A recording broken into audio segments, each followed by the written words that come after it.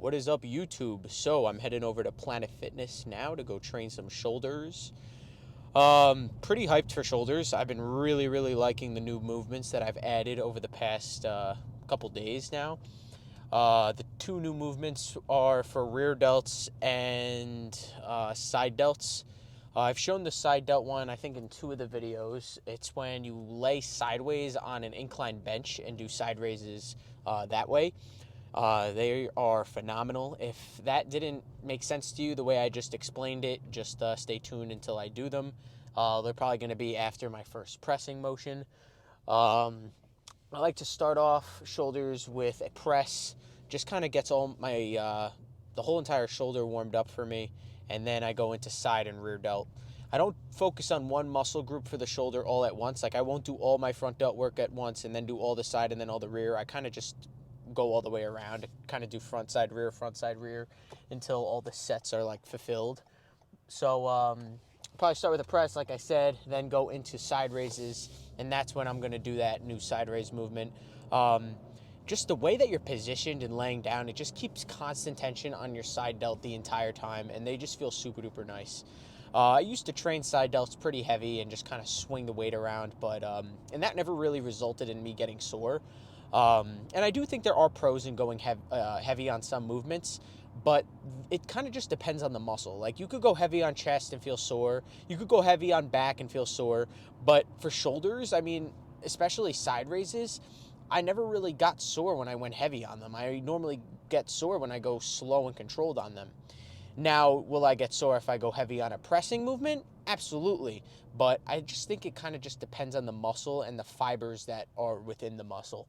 I feel like calves, whenever I train calves heavy and low volume, they never really get sore. I just feel like, depending on the muscle fiber, some fibers need more volume and some fibers need less volume to result in soreness.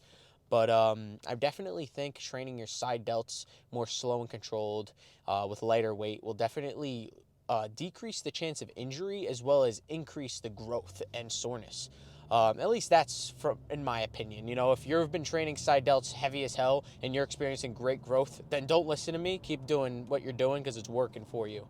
But for me, I've had a little bit of an enlightenment over the past couple of weeks, and I've been starting to train shoulders a bit lighter, and they've just been feeling like sore not only the next day but like a couple days after. So really hyped about this like breakthrough, I guess you could say. But yeah, after that was the one movement that's unique, back to what I was saying at the start of the car ride. And the other one was a rear delt movement. I can't even tell you the name of this movement or the I could explain how you do it. What you do is you grab a barbell and you put it behind your back, and then you like push your arms back, and it does a really nice job of activating your rear delts. Again, if you have no idea what I'm saying right now, just wait until the portion of the video. Again, that'll be the third movement of the day, and you will see. They felt phenomenal. I actually saw that movement on TikTok. I forgot who did a video on it. If I remember during the voiceover, I will look it up when I get home, and I will definitely give him credit for the exercise. It got my rear delts sore, I think, for like 4 days last week. It was insane how sore they were. And what he basically did was he put these little like sensors on the rear delt, and he was trying to find the best rear delt movement that you can do. It was very science based, and I don't know what your opinion is on like science based lifting or not, but I'm telling you, that science based shit kind of worked for me that this last shoulder day. So if it worked for me once, it'll definitely work again. So I'm definitely doing them again. But he had these like calculations. It said that the exercise that I'll show you for rear delts, it activated 96% of the rear delt muscle, and like your typical face pull or rear delt fly only activated like 50% of the rear delt. So that's a pretty significant difference, and it was enough for me to try them. And honestly, I'm doing them again, so they obviously worked. So that's basically.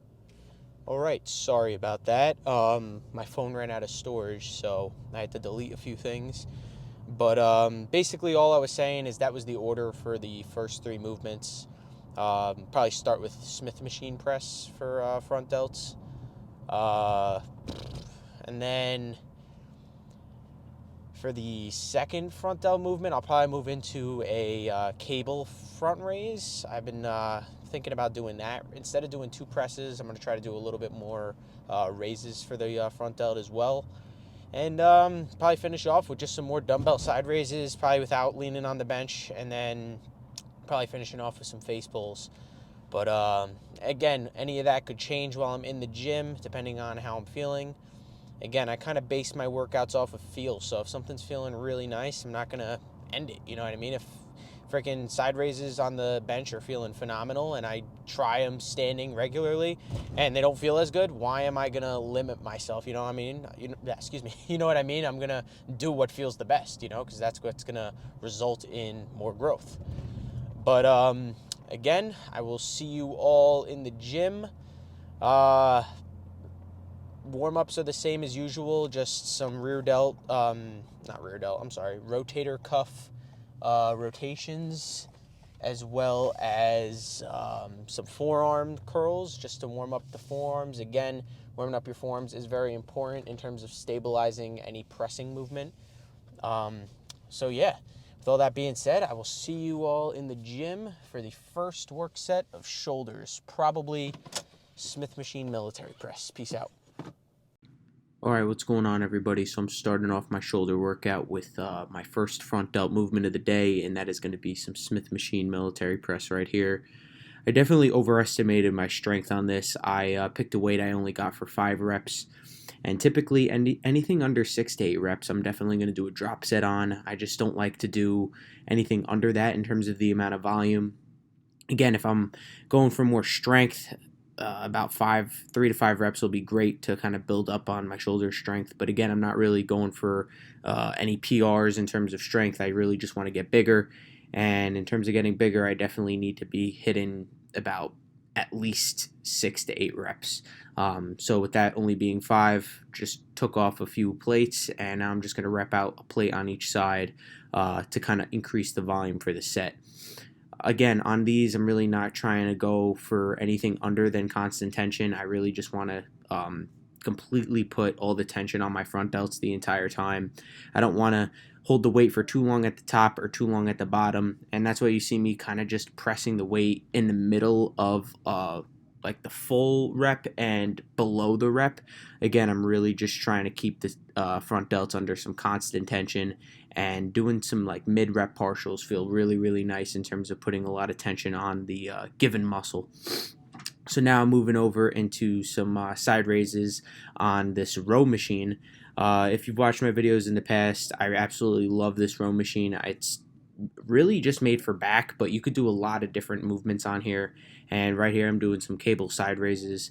These feel super duper nice. Like I mentioned before in the Smith machine military press about kind of doing mid rep partials, that's exactly what I'm doing here. I'm not taking the weight all the way to the bottom because I feel like when you're all the way down at the bottom, you can use that first couple inches of movement to create a lot of momentum for the rest of your set. And I feel like it's not really too much of an active zone for your side delt. So I kind of like to stop about maybe 70% of the way down and then go right back up just to keep constant tension on the side delt. This set that I'm doing right here, it's called a rest pause set. So it's basically one set comprised of 3 mini sets. And on the 3 mini sets, you're going to go for as many reps as you possibly can. So it's basically 3 mini sets to failure. This is the second mini set right here. Just using my other arm to kind of self-spot this the working arm to up to the top. Again, partials are fantastic, but one thing that you are missing in terms of a partial rep is that full extension of the muscle and the full squeeze at the top. So sometimes getting a spot up to the top is a great way to push past failure as well. This is the last sequence of sets right here. This felt super duper nice.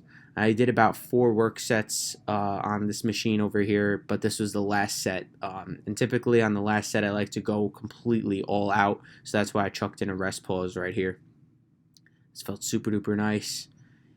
And now I'm moving over into my first rear delt movement of the day. I cannot explain the name of this workout.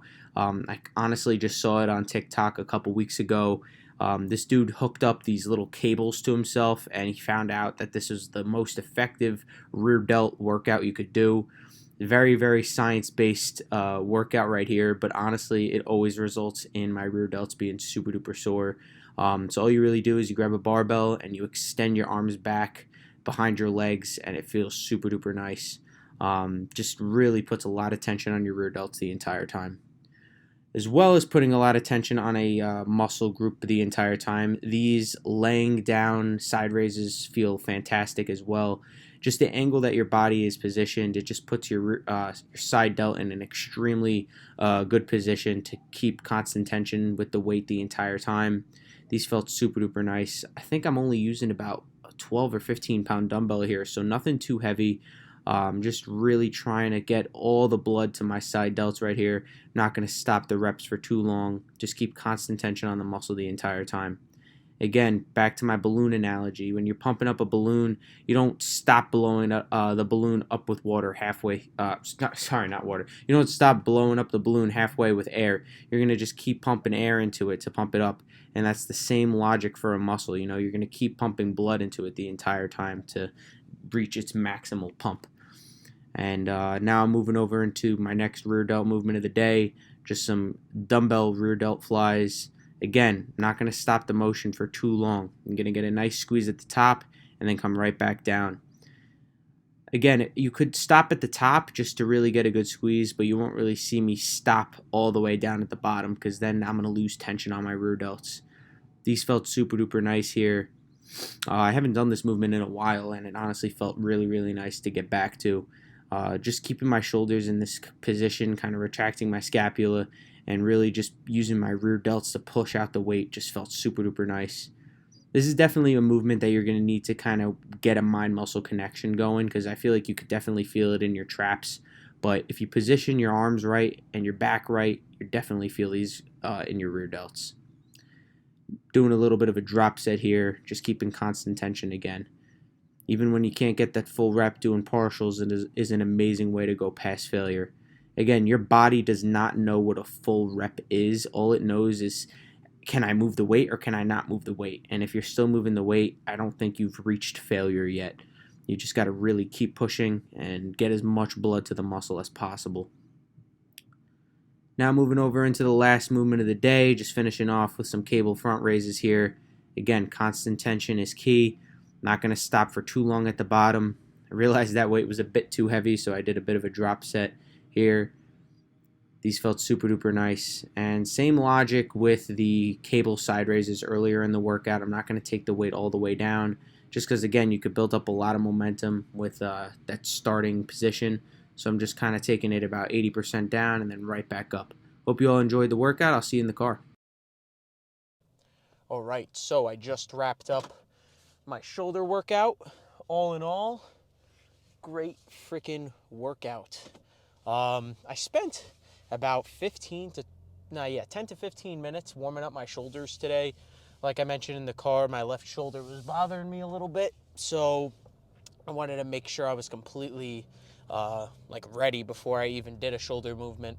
And let's say for in a different world, right? So we'll come up with a circumstance. Let's say my shoulder was really not feeling it. Like warm-ups are feeling like trash, and it was just not feeling good. I would have made a good decision and not trained them. No matter how much pre-workout was in my system or anything, I maybe would have tried to do something like abs or calves or something. But if it was not feeling right, I'm not going to train them because, short-term discomfort, meaning I'm pissed I can't get a shoulder pump or I'm pissed I can't get a workout in today, is long-term satisfaction. Because if I would have just like short-term happiness and worked out my shoulders and got a injury or something, then I would be long-term unhappy because I'm obviously injured and now that's a huge setback. So you kind of have to make the best decisions in the moment, and sometimes it is very hard. A lot of the times you kind of just have that voice in the back of your head that's like, no, do it, do it, do it. But you just gotta be smart and make correct decisions. But that was not the world that I was living in today, to say the least. I was feeling really, really good. Everything felt phenomenal, actually. I honestly was feeling worse on the car ride over, and the warm-up just felt really, really nice. So I went into some Smith machine military press, or just regular shoulder press, and that felt really, really good today as a starting movement. I only did 2 sets there. I did a top set where I went pretty heavy. I think I did like 5 reps, and to me 5 reps was a little under the amount of volume I typically would want to get for a work set in a bodybuilding context, because I'm trying to go for at least 6 to 8 reps. So in my mind, I always have a backup plan. Anything under that rep goal, 6 to 8, I'm going to automatically do a drop set. Even sometimes when I only hit 6 reps, I'll still do a drop set just to push the volume up a little bit more. So that's what I did, obviously. And then I did a pump set after, which in reality wasn't as much of a pump set. It was pretty heavy still, but I definitely got a good amount of volume in because, once again, I did a drop. Front delts were definitely not the main movement today. I only did 4 total work sets, 4 front delts today, and then I did 10 side delt sets and 10 rear delt sets. And in my opinion, that's how everybody's shoulder day should really be built up as, I guess, because we all, or at least the majority of us, have overdeveloped front delts, and that's just due to bench pressing, or not even bench pressing, but any sort of chest movement that we do, we're indirectly working our front delts. So on a shoulder day, when we're only doing 4 sets of front delts, it's not really underworking the muscle. I mean, we're just giving it enough volume that it needs, because it does get worked through other movements that we do throughout the week. So it's not like we need to give it even more, because then it'll get even more overdeveloped in a sense. So in order to catch up the lagging muscles, you should do more sets of side and rear delts. That's my opinion, at least. But if you're thinking in your head, oh, I need to do an even amount because I want them to be even, think about it this way: that however many sets of incline barbell or incline dumbbell you do, you can almost even count those as front delt sets as well. And that way you kind of visualize it in your head better as like, oh wait, I am doing too many front delt exercises now. So I hope that makes sense to you all. But yeah, that's basically how I comprise my working sets for shoulders, at least. Like, at most 5 sets for front delts in total, and between 10 to 12 for side and 10 to 12 for rear. And it's been working. I definitely see my side and rear delts catching up. And my goal is to have, if you look at me from a side view, so not from a front or a back, well, from a back view, I guess, too. I want my shoulders to be level, like this. I have if say my tips of my fingers are my front delts and my back of the hand is my rear delt, they're kind of like this right now. I kind of want them to be level, and that would be sick. That is the long-term goal for my shoulders. But the only way to get there is by working your ass off and eating. Eating is the most important part. I don't know if you've all watched my transformation video that I have posted from 2 years ago. I really honestly should have consistently posted since then, but just life kind of got in the way, and I was busy, but I'm doing it now, and that's all that matters. But where was I going with this? Oh, I always used to say, when people ask me, oh, how did you lose 80 pounds in 8 months? I always used to say it was not the working out. I think in school they say diet is 80% and working out is only 20%. And I honestly disagree. I'd say diet is 95%. If your diet is shit, no matter how hard you train, you're not going to be able to counteract a shitty diet. It's all about what you fuel your body with. You're you could think about your body like a car. Without any gas, or without the right gas, it's not going to run right. So if you're giving your body the right gas or fuel, it's going to run properly. And if you don't give it the right fuel, it's not going to run properly. So you could work out with maximal intensity, through the roof, going crazy, and if your diet isn't there, you're not going to be making the same results. Your workout, your food fuels the workout in a sense, you know? So if you're not giving your body the right fuel, the the workout's not gonna, like, not only is the workout not gonna feel as good, but the workout won't result in the maximal gains in a sense, you know? Like you could be working out really, really hard, but if you don't pair that up with a good diet, you're just screwing yourself up in a sense, you know? You gotta have a great diet and great training, and you're gonna be perfect. You know, you're in control of every single decision that you make. You know, if you're at Christmas is coming up, if you celebrate Hanukkah or Christmas, no matter what, holidays, there's good food around. You know, I'm not saying to not enjoy the food, but you got to make the correct decisions about the food. You know, you can portion control, you know, like do more cardio beforehand, you know, and not only just about that, but like say you're on a diet, just stick to it, you know. Just because it's a holiday doesn't mean anything. It's just a regular freaking day. You know, you got to do what you got to do to succeed. And no matter what you say, you got to, your goals need to come first, in my opinion. You know, like no matter what holiday it is, day it is, it doesn't matter. You know, your body doesn't know, oh, it's your birthday. You can have this food and it's not going to have a consequence. No, that food's going to have a freaking consequence, you know? And I'm not saying to never enjoy food or never have a cheat meal. You definitely can. But it's just the accumulation of those that really start to mess you up. And again, I'm not perfect. I've fucked up more times than I can count. Like, and I hate saying that, you know, like I've let my diet slip and I've let my training slip even sometimes, and it's not fun and it's hard to pull yourself out of it. But when you're out of it, stay out of it, you know? Like I said before, you are in control of every single decision that you make. So just make the right decisions. Don't let that little like voice inside your head like convince you that eating bad is okay, you know? Your brain is a survival. Like these are not my words that I'm about to say right now. These are the words of Dorian Yates. But well, that sucks. My phone ran out of storage right in the middle of what I was trying to say, but whatever. So anyway, like I was saying, Dorian Yates said in one of his, I think it was like a movie or a podcast or something, but he was saying that your brain is a survival mechanism, and it's gonna try to pick the easier alternative, and you have to be the one to, you know, make the right decision and not listen to the easier alternative, because 9 times out of 10 the easier alternative is not what is going to progress you. And you know, it could be said about your diet, your training, anything in life, school. So you got to just, in the end of the day, do the best you can, whether no matter what it is in life, you know, because nothing easy is just handed to you. And I mean, sometimes I guess things you could get lucky, but this chances of that are slim to none. So you really just gotta do what you gotta do in the end of the day. Um, so yeah, with all of that being said, I hope you all enjoyed the shoulder workout. And yeah, I gotta get inside and eat meal number 6. I got 8 ounces of sirloin steak that I gotta cook, and it is 11 o'clock now, so it's not too late. It's not too late. But I got to get in and eat that.